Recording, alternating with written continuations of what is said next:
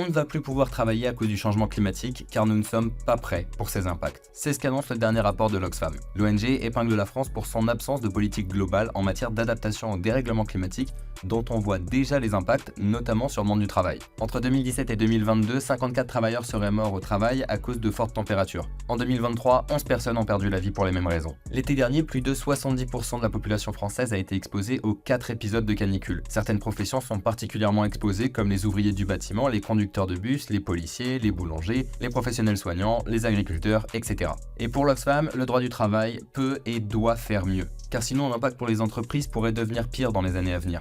En 2030, la chaleur pourrait réduire de 2,2% le total des heures travaillées dans le monde, soit environ 80 millions d'emplois à temps plein et un coût de 2400 milliards de dollars. Notre PIB pourrait même chuter de 1,5% à 2055. Et si on voit encore plus loin, en 2080, les pertes de productivité pourraient même atteindre 3% dans les régions comme le sud de la France, voire 8% dans le pire des cas. Le gouvernement a publié un décret qui classe la canicule comme motif de chômage technique pour ces ouvriers très exposés au changement climatique. Mais ce n'est pas assez pour certains syndicats car il ne prend pas en compte les pics de chaleur. Tout ça ne risque pas de s'arranger. En 2050, la France métropolitaine devrait subir 94 jours de vagues de chaleur par an, soit un jour sur 4.